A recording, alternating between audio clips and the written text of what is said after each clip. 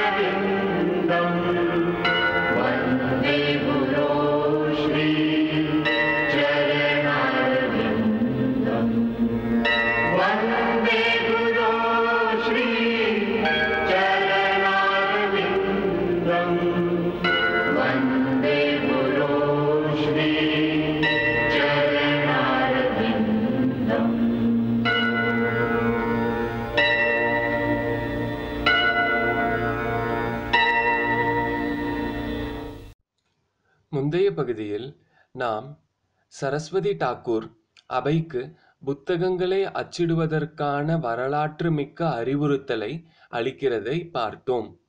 மற்றும் தற்பொழுது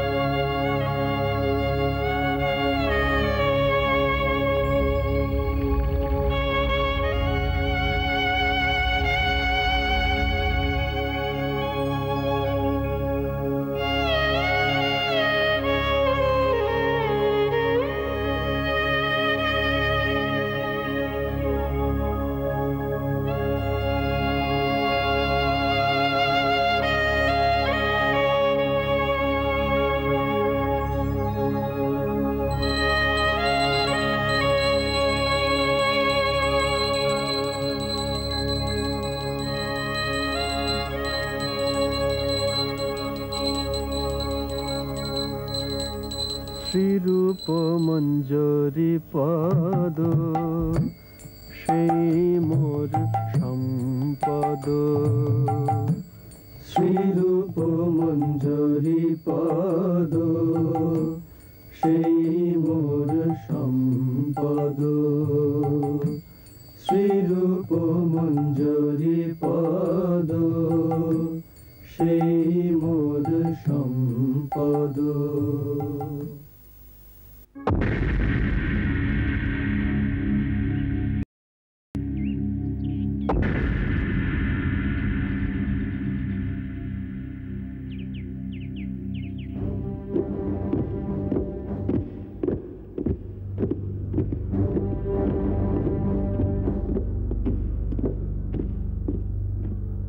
Good morning, General Scott. Good morning, Your Excellency.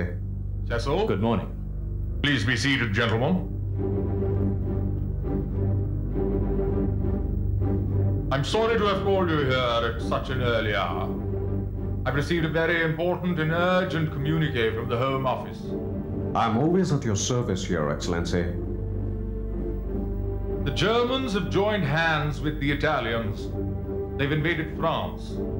They are expanding their territories very rapidly. The Home Office has requested that we mobilize all our troops. How does Your Excellency want the army to give its support? The Home Office has ordered us to recruit as many Indians as possible to fight against the Germans. I wonder how the Indian public will react. I can imagine there'll be quite an uproar. Put it here and go.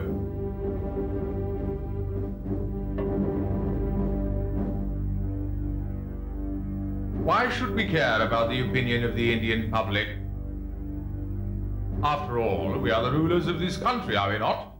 If someone joins our national army, surely we have the right to send him wherever we like, wherever we choose. Gentlemen. Yes, that's true. We're not recruiting them and paying them just to sit around doing nothing. But what I mean to say is that there's already so much political unrest in the country, and an action like this could agitate them even more.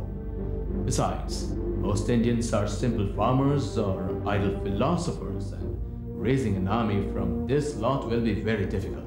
With all due respect, sir, some Indians actually make very fine soldiers, especially the Sikhs and the Gurkhas.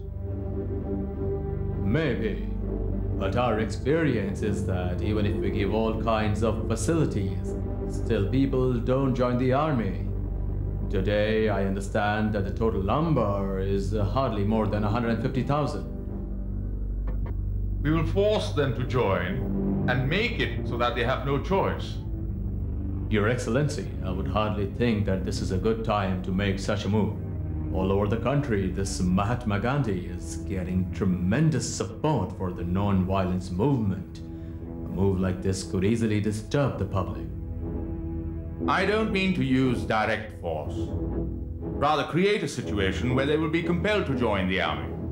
How are you planning to do that? We should burn all crops. We should commission all food stocks for the use of the army and the war effort. When the prices in the marketplace are inflated to such a degree that the ordinary man cannot afford to buy even his staple diet, he will be happy to join our army.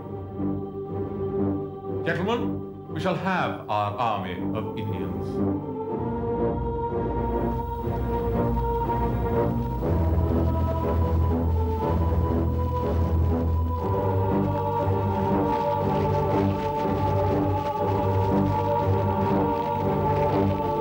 உலகத்தின் ஒவ்வொரு மூலையில் உள்ளவர்களும் யுத்தத்தின் பிடியிலிருந்து தப்பவே நினைக்கின்றனர். அவர்களுக்கு போர், இரத்தம், வெறிக்கு பதில் அமைதி வேண்டும். அவர்களுக்கு சொர்க்கம் வேண்டும். சொர்க்கத்திற்கு அரசன் வேண்டாம். கிருஷ்ணனை தவிர அவர்களுக்கு அமைதி தரக்கூடியவர் வேறு யாரும் இல்லை. அந்த ஸ்ரீகிருஷ்ணனிடம் அவர்கள் தஞ்சம் அடைய வேண்டும். எதிர்காலத்தில் நான் அப்படி ஒரு எண்ணத்தை கொடுக்க போகிறேன். அதனால் இந்த பரந்த தேசத்தில் சாந்தி நிலவும். அது நமது தேசத்தின் நலனுக்கு உகந்ததாகும். இந்த நியதியினால் வந்த துன்பங்கள் எல்லாம் பறந்து போய்விடும். நாம் மீண்டும் கிருஷ்ணனை சரணடைய வேண்டும். Back to Godhead. இன்றைய பிரதி தேசத்திற்கு மிகவும் முக்கியமானது.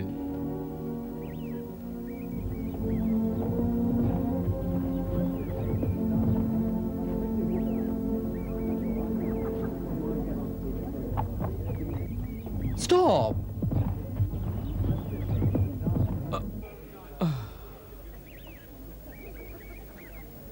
ஹலோ, நேத்து நான் உங்களை பார்த்தேன். நேத்து நீங்க எழுதின நான் பத்திரிகையில படிச்சேன்.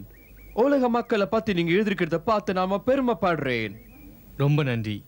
இதை கேட்டு பெருமையா இருக்கு. இதுல நீங்க என்ன செய்ய போறீங்க? நான் கடவுளை நம்புறதில்லை. ஆனா நீங்க சொன்ன விதம் எனக்கு பிடிச்சது. கடவுளை நம்பாததாலே மனுஷன் பேராசையும் பணமும் கர்வப்பட வைக்குது. மனசுல இருந்து கடவுளை எடுத்துட்டோம். அங்க ஆணவமும் பேராசையும் குடிகொண்டுடுச்சு. நானும் ஒத்துக்கிறேன். ஆண்டவன் மேல நம்பிக்கை வச்சா மனுஷன் சுயநலத்தை விட்டுருவான். இந்தியாவுல தயால குணம் கொண்டவங்க இருக்காங்க. நீங்க என்ன புரிஞ்சுக்கிட்டீங்க. ரொம்ப சந்தோஷம். எனக்கு ரொம்ப பிடிச்சிருக்கு. பட்டினி கிடந்தாலும் அவங்க விரோதம் பாக்குறது இல்லை. விரோதம் இல்லைன்னா மரணத்தையும் வெல்லலாம். இது எங்க கண்ட்ரியா இருந்தா இந்நேரம் புரட்சி ஏற்பட்டிருக்கும். எவன் ஒருவன் ஸ்ரீகிருஷ்ணனை பின்பற்றி நடக்க ஆரம்பிக்கிறானோ அவனுக்கு ஒரு துன்பமும் வருவதில்லை. நான் உங்க நாட்டுக்கு வரலன்னா எனக்கு எதுவும் புரிஞ்சிருக்காது. ஆண்டவன் தன்னை நம்புறவங்களை என்னைக்கும் எந்த நிலையில கைவிட மாட்டாங்கிறத புரிஞ்சுக்கிட்டேன். இந்த நாடு என்னோட கண்களை திறந்துருச்சு.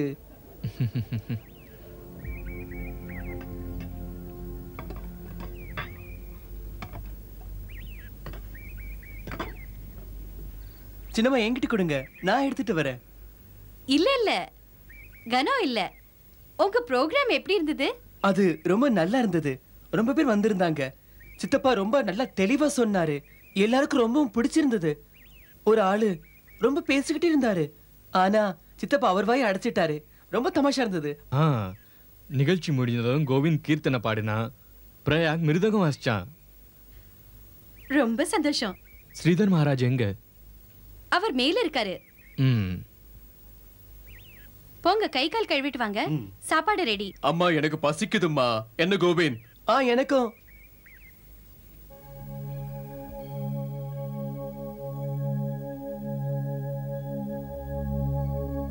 மகாராஜ்.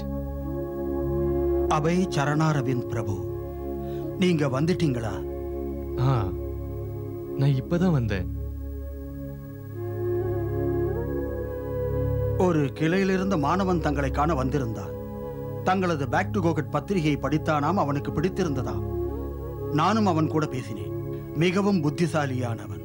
ஓ, ரொம்ப நல்ல விஷயம். உங்களுக்கு நல்ல பலன் கிடைக்க தொடங்கிவிட்டது. ரொம்ப இல்ல, பலன் கிடைக்குது. ஆனா மெல்ல மெல்ல. பத்திரிக்கை படிக்கிறதுல ரொம்ப பேருக்கு விருப்பம் இல்ல. நீங்க என்ன எழுதுறீங்க? ஸ்ரீ சைத்தன்ய மகாபிரபுவை போற்றி எழுதினேன். ஓ, எங்க பார்க்கட்டும்.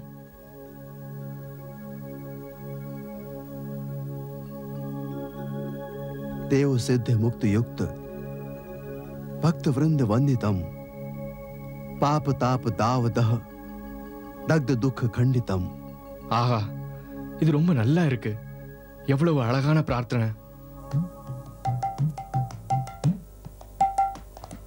देव सिद्ध मुक्त युक्त भक्त वृंद वंदितम पाप ताप दाव दाह दग्ध दुख खंडितम कृष्ण नाम सिधु धाम धन्य दान सागरम प्रेम धाम देवमेव नौमि गौर सुंदरम प्रेम धाम देवमेव नौमि गौर सुंदरम प्रेम धाम देवमेव नौमि गौर सुंदरम प्रेम धाम देवमेव नौमि गौर सुंदरम. அபய் பிரபு, என்ன விஷயம் மகாராஜ்? நான் கோவிந்துடன் மாயாம்புரியை விட்டு புறப்படுகிறேன். தங்களுடைய அபிப்பிராயம் என்ன? தாங்களும் புறப்படுகிறீர்களா? இல்லை, நான் எங்கும் செல்ல விரும்பவில்லை. இல்லை பிரபு, தாங்கள் போக வேண்டும். ஜப்பானியர்கள் பாம் போட போகிறார்கள். அவர்கள் பாம் போடட்டும். நான் ஸ்ரீகிருஷ்ணனை சரணடைய போகிறேன். சொல்ல போனால் மரணம் எந்த வேளையிலும் வரலாம். அனைத்தையும் ஆட்டு வைப்பவன் ஸ்ரீகிருஷ்ணன். அவனையே நான் தியானம் செய்வேன். அந்த புனிதமான பெயரே என்னை காப்பாற்றும். அந்த ஸ்ரீகிருஷ்ணனை நான் தியானிக்கும் பொழுதே மரணம் நேர்ந்தால் நான் அவனையே சென்றடைவேன்.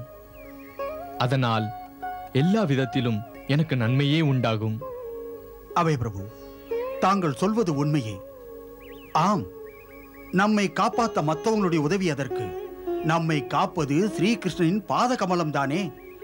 நானும் தங்களுடனே வருகிறேன். இது மிகவும் நல்லது மகாராஜ். நம் இடத்திற்கு சென்று ஸ்ரீகிருஷ்ண ஹரி நாமத்தை பாடுவோம். வாருங்கள், போகலாம்.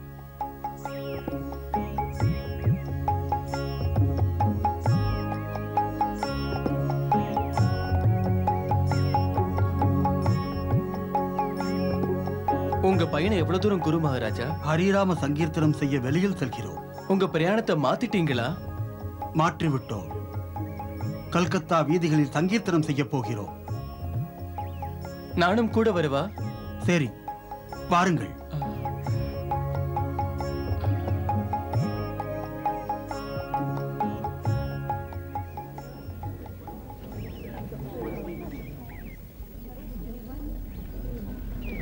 இவர்கள் அனைவரும் மரணத்துக்கு பயந்து ஓடுகிறார்கள். அந்த வெடிகுண்டிற்கு நாமும் பயந்து ஓடாமல் ஆண்டவனை துதித்து பாடினோம் என்றால் மரணத்தை வென்று விட்டோம் என அவர்களும் தெரிந்து கொள்வார்கள். நாம் அவர்களுடைய பயத்தை ஸ்ரீ சைத்தன்ய மகாபிரபுவின் சங்கீதத்தால் போக்கலாம். வாருங்கள், நிகழ்ச்சியை ஆரம்பிப்போம். हरिहराय नमः कृष्ण जादवाय नमः जादवाय माधवाय केशवाय नमः हरिहराय नमः कृष्ण जादवाय नमः जादवाय माधवाय केशवाय नमः हरिहराय नमः कृष्ण जादवाय नमः जादवाय माधवाय केशवाय नमः हरिहराय नमः कृष्ण जादवाय नमः जादवाय माधवाय केशवाय नमः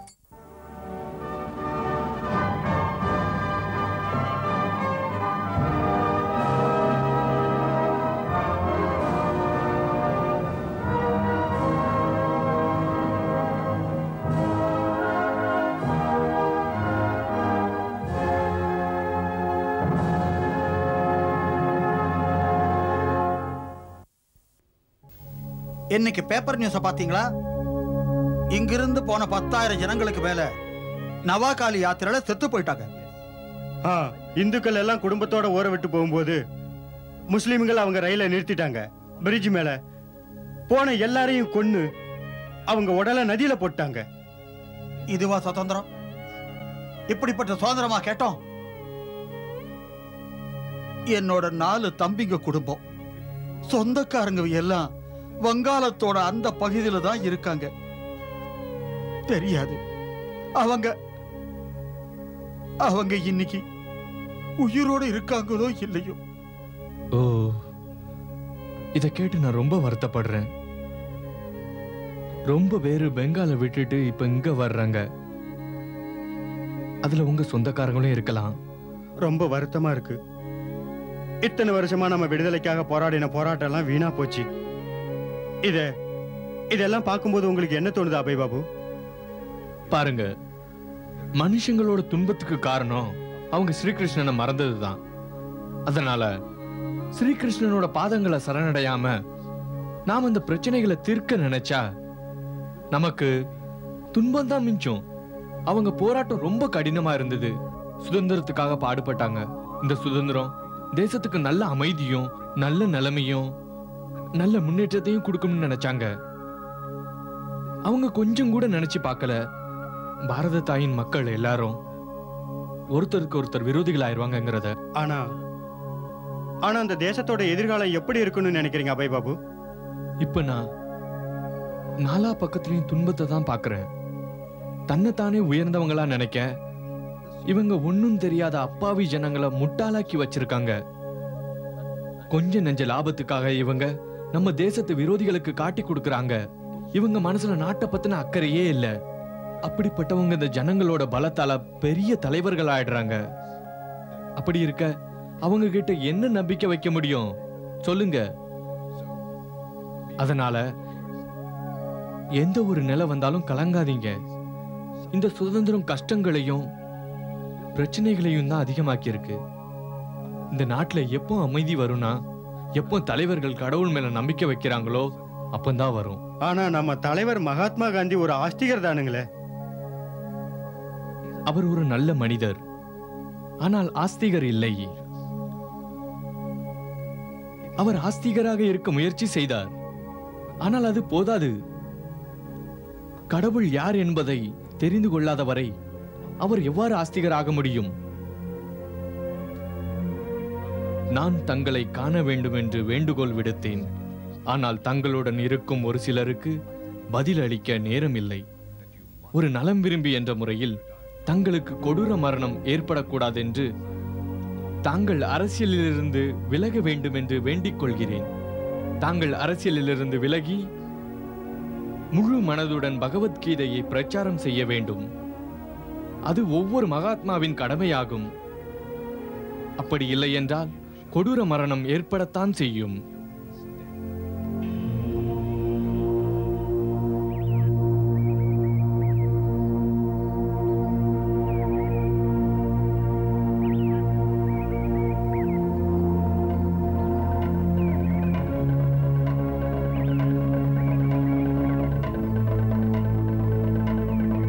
அரசியலிலிருந்து விலகி முழு மனதுடன் பகவத்கீதையை பிரச்சாரம் செய்ய வேண்டும். அது ஒவ்வொரு மகாத்மாவின் கடமையாகும். அப்படி இல்லை என்றால் கொடூர மரணம் ஏற்படத்தான் செய்யும்.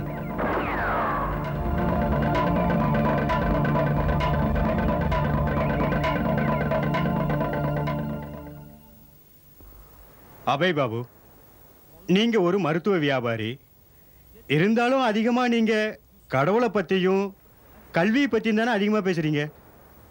இதுதான் உண்மையான மருந்து, அதை தான் நான் பரப்ப வந்துள்ளேன். நீங்க சொல்றது இந்த உலகத்துல இருக்கிற அறியாமைன்னு நோயை போக்க தான் நான் மருந்து வியாபாரியா வந்திருக்கேன்.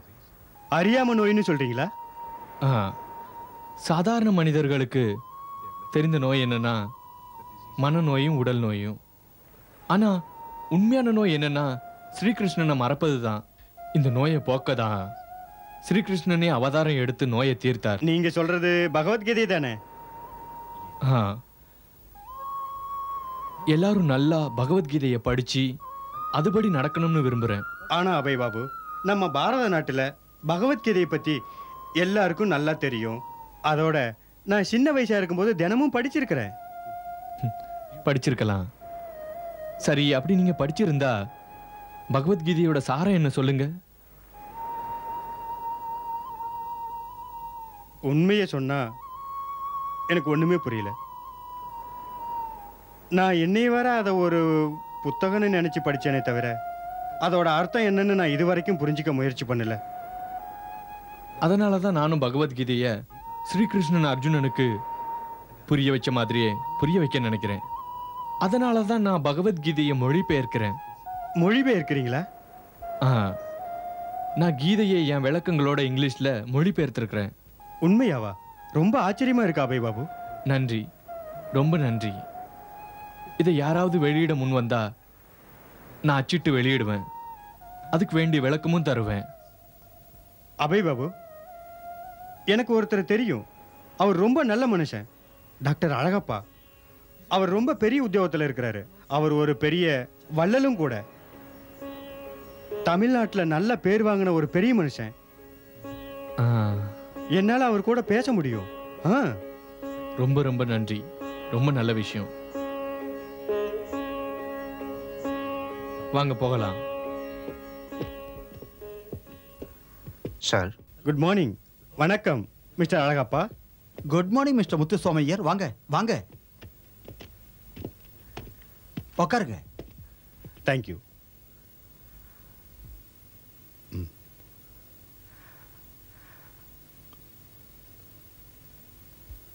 மிஸ்டர் அழகப்பா, அபய் பாபு ஒரு நல்ல சிறந்த மனிதர்.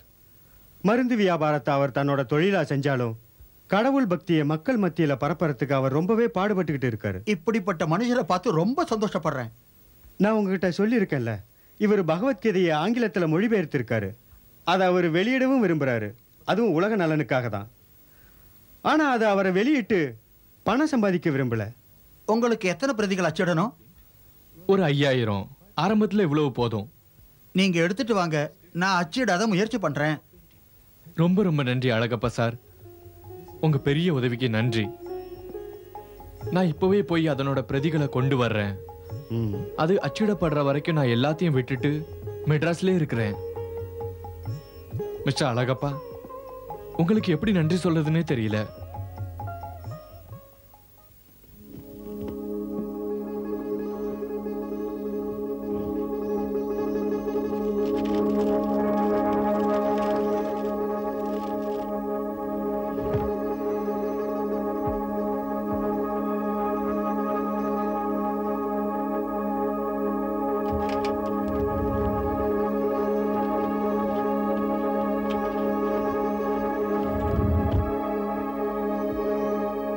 நான் எழுதின பகவத்கீதையோட பிரதிய பாத்தியா? நான் போகும்போது மேஜையில விட்டுட்டு போனேன். எனக்கு தெரியாது. உனக்கு தெரியாதா? தெரியாது. யாராவது இந்த அறைக்கு வந்து எதையாவது எடுத்துட்டு போனாங்களா? தெரியாதுன்னு சொன்னேன்ல. பிரயாக், பிரயாக். என்னப்பா?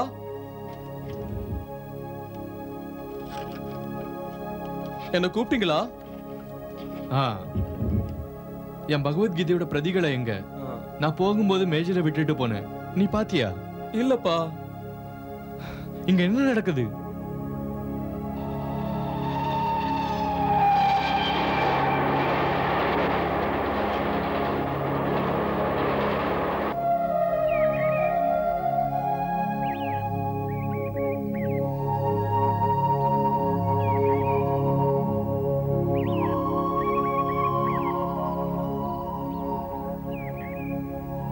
இது ரொம்ப அழகான கோயில். இதை நாங்க பாரதிய பவன் சொல்லுவோம். சரி, நாம உள்ள போய் பார்க்கலாம்.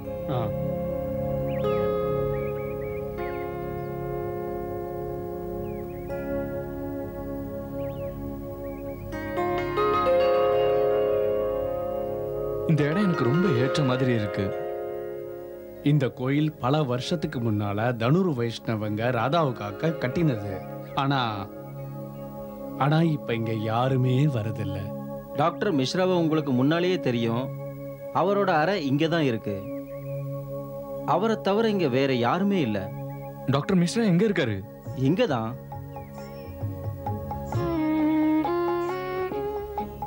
டாக்டர் மிஸ்ரா, டாக்டர் மிஸ்ரா உள்ள இருக்கீங்களா? வாங்க வாங்க. அடே ஒரே ஆச்சரியமா இருக்கு. நீங்க இங்க இருக்கிறது எனக்கு தெரியாது. ஆமா, இங்க எனக்கு 2 ரூம்ஸ் இருக்கு. இது ரொம்ப அழகான இடம். இங்க அமைதியா இருக்கு. அது உண்மைதான். ஆனா இந்த இடம் காலியா தானே இருக்கு. நான் இங்க தங்குறதுக்கு யாருகிட்ட அனுமதி கேட்கணும்? ஸ்ரீ ரேவா சங்கர் பாயல் சார் தான் சொந்தக்காரரு. பாயல் சார் எங்க தங்கி இருக்காரு? இங்கதான், அதிக தூரம் இல்ல, பக்கத்துல தான் இருக்காரு. சரி, வாங்க போய் பார்க்கலாம். நான் சொல்றது, நீங்க ராம் மித்ரனை பார்த்தா ரொம்ப நல்லது. அவர் உங்களை பார்த்தா ரொம்ப சந்தோஷப்படுவாரு. அவர் பாயல் சாரோட உறவுக்காரரும் கூட.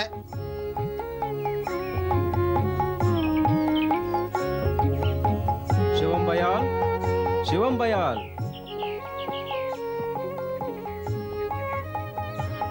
உங்களை பார்த்ததுல ரொம்ப சந்தோஷம். வாங்க உட்காருங்க. ரொம்ப நன்றி. நான் அபய் சரண் டேவை கூட்டிட்டு வந்திருக்கேன். ஸ்ரீமான் ராமித்திரன் சொன்னாரு உங்களுக்கு பாரதி பவன்ல தங்கி ஆசிரமம் நடத்த விருப்பமாமே. சரி. அபய் பாபு பெரிய ஞானி. ஸ்ரீகிருஷ்ணர் கிட்ட தன்னையே அர்ப்பணிச்சிட்டாரு. எல்லா இடத்துலயும் இவர் சொல்ற கருத்துக்களை எல்லாரும் ஏத்துக்க ஆரம்பிச்சிட்டாங்க. இவருக்கு ஆசிரமம் அமைக்க அனுமதி கிடைச்சதுன்னா எல்லாருக்கும் நல்லது ஆயிடும். அப்படி நல்லது நடந்தா எல்லாருக்கும் நல்லதுதான். இது ரொம்ப நல்ல காரியம். ஸ்ரீமான் இங்கே ஆசிரமம் ஆரம்பிக்கலாம். அவர் ஏதாவது வாடகை தரணுமா? வேண்டாம். தர்ம காரியம் செய்ய எதுக்கு பணம்? ரொம்ப நன்றி பாயல் சார். ரொம்ப ரொம்ப நன்றி. ஸ்ரீ சைத்தன்ய மகாபிரபுவின் கருத்துக்கள் உரிய நேரத்தில் அனைவருக்கும் சென்று அடைய நமக்கு ஒரு கேந்திரம் அவசியமானது. அதுதான் பக்தர்களின் கேந்திரமாகும். பாரதிய பவன் தான் அதன் முக்கியமான அலுவலகம். இது ஒரு சிறிய ஆரம்பம்தான். ஆனால் ஒரு நாள் இது உலகம் முழுவதும் பரவும். ஸ்ரீ சைத்தன்ய மகாபிரபு முதலிலேயே கூறியிருக்கிறார். அவர் கூறியது என்றும் பொய்யாகாது.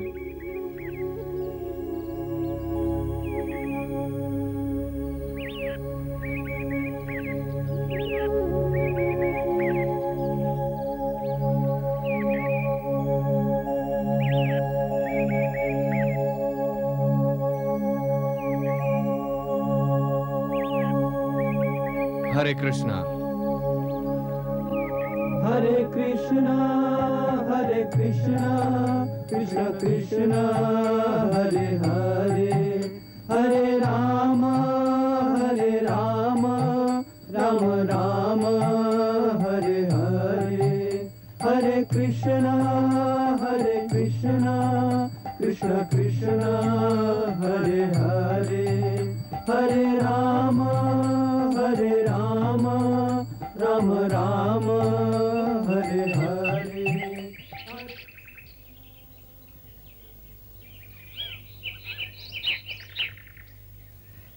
சஞ்சீவ், நீ இங்கே இருக்க? ஆமா, ஸ்ரீமான் டேவை பார்க்க வந்தேன். அவர் கோயில்ல தான் இருப்பாரு. வா, நான் உன்னை கூட்டிட்டு போறேன். சரி.